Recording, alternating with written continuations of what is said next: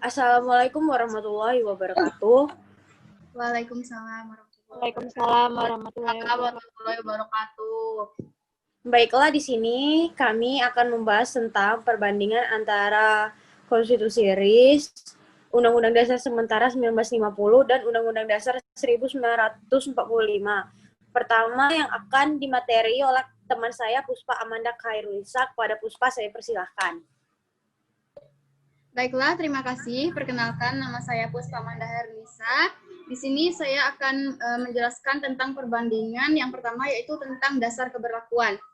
Yaitu yang pertama dalam Konstitusi Republik Indonesia Serikat, di mana Undang-Undang Republik Indonesia Serikat atau Konstitusi RIS berlaku di Republik Indonesia Serikat sejak tanggal 27 Desember 1945 atau saat diakuinya kedaulatan Indonesia dalam bentuk Republik Indonesia Serikat. Kemudian Undang-Undang Dasar Sementara 1950, yaitu Undang-Undang Dasar Sementara 1950 ditetapkan berdasarkan Undang-Undang Nomor 7 Tahun 1950 tentang perubahan Konstitusi Sementara Republik Indonesia Serikat menjadi Undang-Undang Dasar Sementara Republik Indonesia. Yang ketiga yaitu Undang-Undang Dasar 1945. Proklamasi Kemerdekaan 17 Agustus 1945 dan pengesahan UUD oleh PPKI 18 Agustus 1945.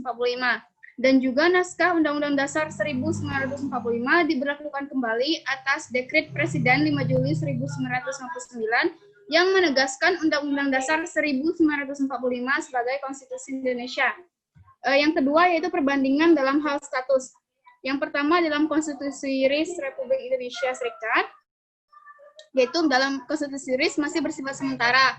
Hal ini dapat diketahui dari ketentuan Konstitusi RIS pada pasal 186 Konstitusi RIS yang berbunyi, konstituante atau sidang pembuat konstitusi bersama-sama dengan pemerintah selekas-lekasnya menetapkan Konstitusi Republik Indonesia Serikat yang akan menggantikan konstitusi sementara ini. Lalu pada Undang-Undang Dasar Sementara 1950 dijelaskan bahwa status dan sifat Undang-Undang Dasar Sementara 1950 adalah sementara, sebagaimana dengan namanya, yaitu seperti dalam pasal 134 Undang-Undang Dasar Sementara 1950 dijelaskan bahwa konstituante atau sidang pembuat Undang-Undang Dasar bersama-sama dengan pemerintah selekas-lekasnya menetapkan Undang-Undang Dasar Republik Indonesia yang akan menggantikan Undang-Undang Dasar sementara ini. Lalu pada Undang-Undang Dasar 1145 dijelaskan bahwa status Undang-Undang Dasar 1945 adalah tetap dan merupakan bagian dari hukum positif. Dan yang ketiga yaitu tentang perbandingan wilayah negara. Pada Konstitusi RIS, pada pasal 2 Konstitusi RIS dijelaskan bahwa Republik Indonesia Serikat meliputi seluruh daerah Indonesia, yaitu yang pertama negara Republik Indonesia dengan daerah menurut Perjanjian Renville tanggal 17 Januari 1958. Kemudian negara Indonesia Timur, negara Pasundan termasuk distrik Federal Jakarta, negara Jawa Timur, negara Madura, negara Sumatera Timur, dan negara Sumatera Selatan. Dan yang kedua yaitu satuan-satuan kenegaraan yang tegak sendiri, yaitu Jawa Tengah, Bangka, Belitung, Riau, Kalimantan Barat, Dayak Besar, Daerah Banjar, Kalimantan Tenggara, dan Kalimantan Timur. Lalu pada Undang-Undang Dasar Sementara 1950 dijelaskan pada pasal 2 UUD 1950 bahwa wilayah Republik Indonesia meliputi seluruh Indonesia. Kemudian pada Undang-Undang Dasar 1945 mengenai wilayah negara tidak dijelaskan. Selanjutnya akan dijelaskan oleh teman saya.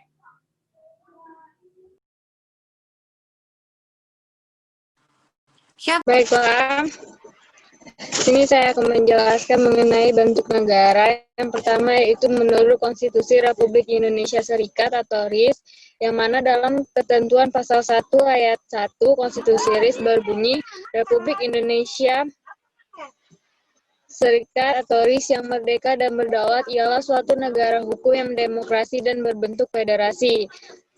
Selanjutnya itu menurut UUDS 1950, yaitu pada pasal 1 UUDS 1950 dijelaskan bahwa Republik Indonesia berbentuk negara hukum yang demokratis dan berbentuk kesatuan. Dan yang ketiga yaitu menurut UUD 1945. Pada pasal 1 ayat 1 UUD 1945 dijelaskan bahwa negara Indonesia adalah negara kesatuan yang berbentuk republik. Baiklah, selanjutnya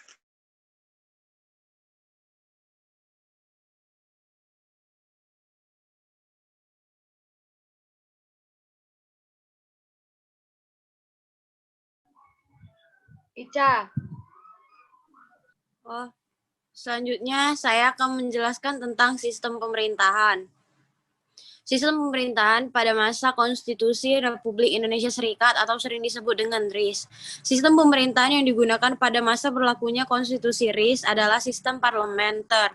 Dalam pasal 1 ayat 2 Konstitusi RIS dijelaskan bahwa kekuasaan kedaulatan Republik Indonesia Serikat dilakukan oleh pemerintah bersama-sama dengan Dewan Perwakilan Rakyat dan Senat. Yang dimaksud dengan pemerintahan pada periode ini adalah Presiden dan Menteri-Menteri Pasal 68 ayat 1 Konstitusi RIS. Pada Undang-Undang Dasar Sementara 1950, berdasarkan ketentuan yang dimuat dalam UUD 1950, sistem pemerintahan negara adalah sistem parlementer, karena di sini Presiden merupakan kepala negara, dapat dilihat dalam pasal 45 ayat 1 UUD 1950. Dan pada masa Undang-Undang Dasar 1945, dalam pasal 4 ayat 1 UUD 1945 dijelaskan bahwa Presiden Republik Indonesia memegang kekuasaan pemerintahan. Berarti Indonesia menganut sistem presidensial. Karena di sini Presiden merupakan kepala pemerintah sekaligus kepala negara. Baiklah, selanjutnya akan dijelaskan oleh teman saya. Baiklah, perkenalkan nama saya Ayu Fadila. Di sini saya akan menjelaskan tentang paham kedaulatan negara. Dari perbandingannya, Konstitusi Republik Indonesia Serikat tercantum dalam pasal 1 ayat 2 yang berbunyi, kekuasaan kedaulatan Republik Indonesia Serikat dilakukan oleh pemerintahan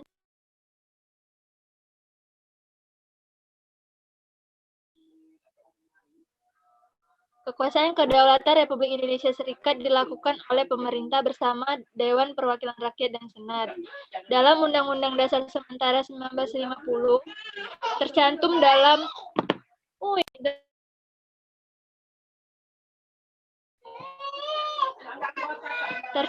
dalam pasal 1 ayat 2 yang berbunyi, kedaulatan Republik Indonesia adalah di tangan rakyat dan dilakukan oleh pemerintah bersama-sama dengan Dewan Perwakilan Rakyat.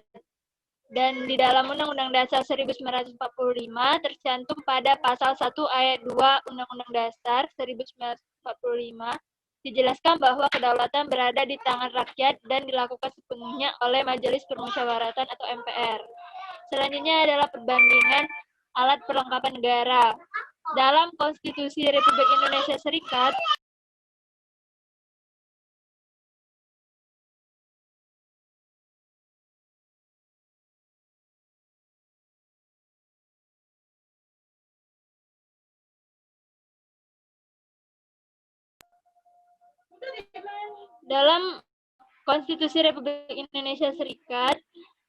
tahun 1949 termuat dalam bab 3 tentang perlengkapan Republik Indonesia Serikat, itu terdiri dari Presiden, Menteri-Menteri, Senat, DPR, Mahkamah Agung, dan Dewan Pengawas.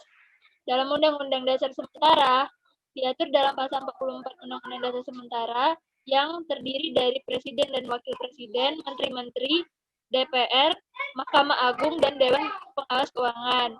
Dan di Undang-Undang Dasar 1945, alat kelengkapan negara itu terdiri dari Presiden dan Wakil, MPR, Dewan Pertimbangan Agung, Kementerian Negara, Pemerintah Daerah, DPR, Mahkamah Agung, dan Badan Pengawasan. Selanjutnya akan dijelaskan oleh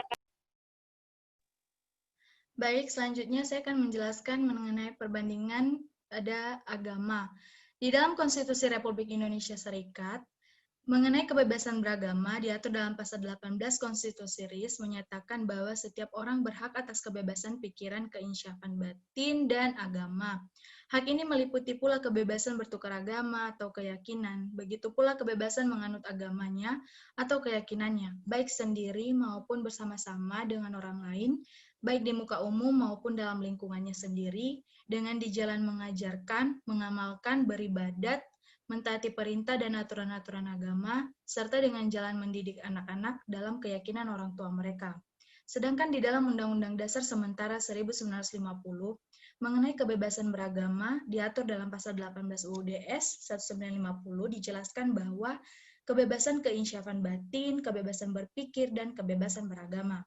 Sedangkan di dalam Undang-Undang Dasar 1945 dalam pasal 29 ayat 1 sampai 2 Undang-Undang Dasar 1945 dijelaskan bahwa negara berdasarkan kepada Tuhan Yang Maha Esa dan negara menjamin kemerdekaan tiap-tiap penduduk untuk memeluk agamanya masing-masing dan untuk beribadat menurut agamanya dan kepercayaannya itu.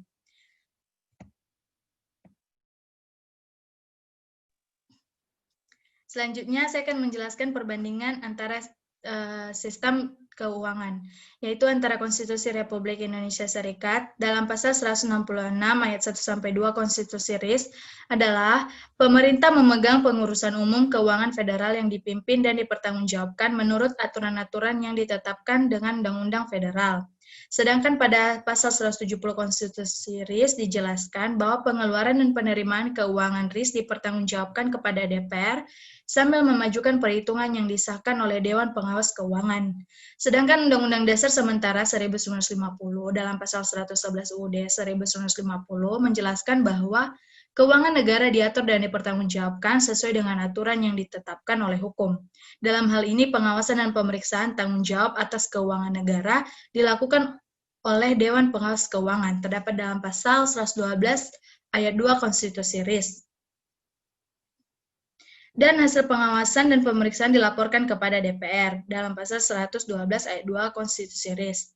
Sedangkan dalam Undang-Undang Dasar 1945 dalam pasal 23 ayat 1 sampai 5 UUD 1945 dijelaskan bahwa anggaran pendapatan dan belanja negara atau APBDN ditetapkan dengan undang-undang. Apabila Dewan Perwakilan Rakyat tidak menyetujui anggaran yang diusulkan pemerintah, maka pemerintah menjalankan anggaran tahun lalu. Dan yang memeriksa tanggung jawab tentang keuangan negara adalah BPK, dan hasilnya akan diberitahukan kepada Dewan Perwakilan Rakyat. Selanjutnya itu ada hal-hal lain. Dalam Konstitusi Republik Indonesia, adapun perbandingan, yaitu antara bendera kebangsaan Republik Indonesia adalah bendera Sang Merah Putih, terdapat dalam pasal 3 ayat 1 Konstitusi RIS, sedangkan dalam Undang-Undang Dasar sementara, bendera nasional Republik Indonesia adalah bendera merah putih, pasal 3 ayat 1 Konstitusi UUDS 1950, di dalam Undang-Undang Dasar 1945, bendera negara Indonesia ialah Sang Merah Putih, pasal 35 UUD 1945. Lagu kebangsaan adalah lagu Indonesia Raya, pasal 3 ayat 2 Konstitusi RIS di dalam Konstitusi RIS.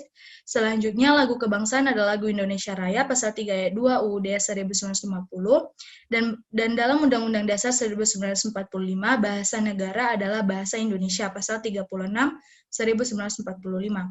Pemerintah menetapkan materai dan lambang negara dalam Konstitusi RIS terdapat dalam pasal 3 ayat 3 Konstitusi RIS, dan bahasa resmi Republik Indonesia adalah bahasa Indonesia yang diatur dalam pasal 4 UUDS RIS 1950 dalam Undang-Undang Sementara 1950. Dan di dalam Konstitusi Republik Indonesia Serikat, bahasa resmi negara Republik Indonesia Serikat adalah bahasa Indonesia diatur dalam pasal 4 Konstitusi RIS. Selanjutnya akan dijelaskan oleh teman saya, Dinda.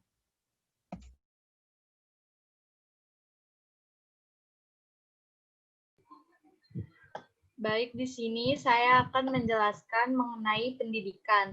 Dalam Konstitusi RIS pasal 29 ayat 1 dijelaskan bahwa mengajar adalah bebas dengan tidak mengurangi pengawasan penguasa. Dan dalam pasal yang sama, namun dalam ayat 2 Konstitusi RIS dijelaskan bahwa memilih pengajaran yang akan diikuti adalah bebas. Dalam Undang-Undang Dasar Sementara 1950 pada pasal 30 dijelaskan bahwa setiap warga negara berhak atas pendidikan. Sedangkan dalam UUD 1945 pasal 31 ayat 1 sampai 2 dijelaskan bahwa tiap warga negara berhak mendapatkan pengajaran. Lalu saya akan menjelaskan mengenai kesejahteraan sosial. Dalam Konstitusi RIS bab 1 pasal 35, penguasa sesanggupnya memajukan kepastian dan jaminan sosial teristimewa pemastian dan penjaminan syarat-syarat perburuan dan keadaan perburuan, dan juga menyelenggarakan persediaan untuk hari tua dan pemeliharaan janda-janda dan anak yatim piatu. Sedangkan dalam UUDS 1950 dalam pasal 36 dijelaskan bahwa pihak yang berwenang mengintegrasikan jaminan dan jaminan sosial, terutama jaminan dan jaminan kondisi kerja yang baik, pencegahan dan pemberantasan pengangguran, serta penyediaan kebutuhan lansia dan pengasuhan janda dan anak yatim piatu. Sedangkan dalam UUD 1945, dalam pasal 33 ayat 1 dijelaskan bahwa perekonomian disusun sebagai usaha bersama atas asas kekeluargaan. Lalu dalam pasal 34 dijelaskan bahwa fakir miskin dan anak terlantar dipelihara oleh negara. Selanjutnya akan dijelaskan oleh Ariska.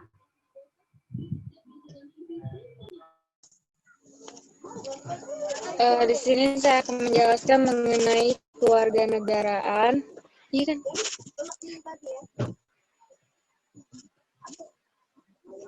Bentar.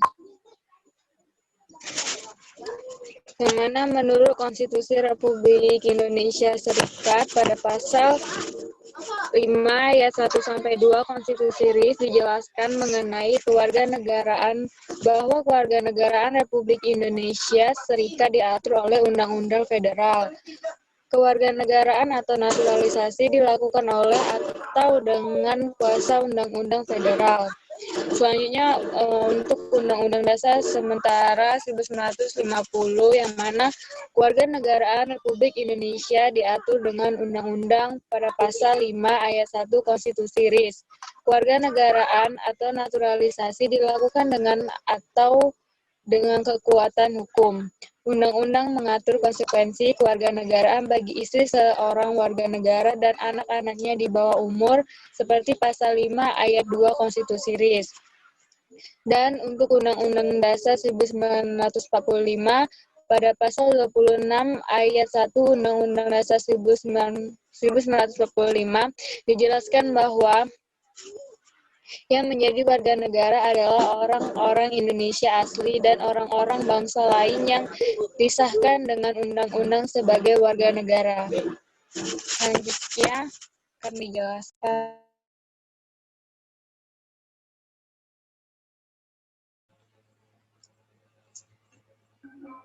Pemerintahan daerah udah belum?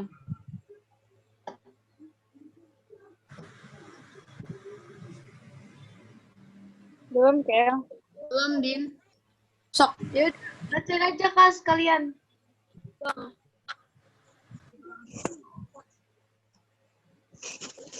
Selanjutnya yaitu mengenai pemerintahan daerah.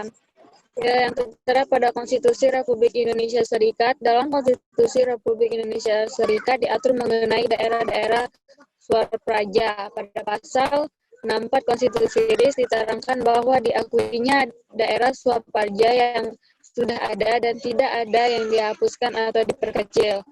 Untuk Undang-Undang Dasar sementara 1950, pemerintah daerah pada masa UUDS 1950 menganut sistem otonomi daerah seperti bisa dilihat dalam pasal 131 ayat 1 UUDS 1950 yang berbunyi pembagian wilayah Indonesia menjadi luas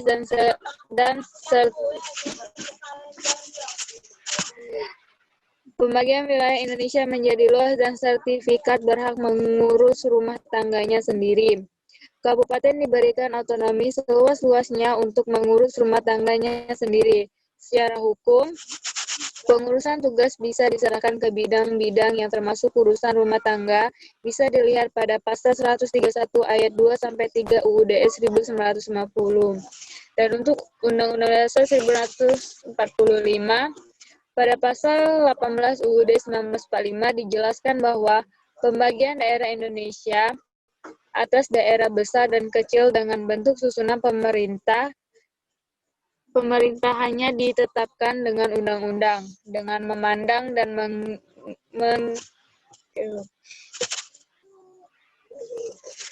dengan mengingati dasar pemusyawaratan dalam sistem pemerintahan negara dan hak-hak asal-usul dalam daerah-daerah yang bersifat istimewa. Sekian.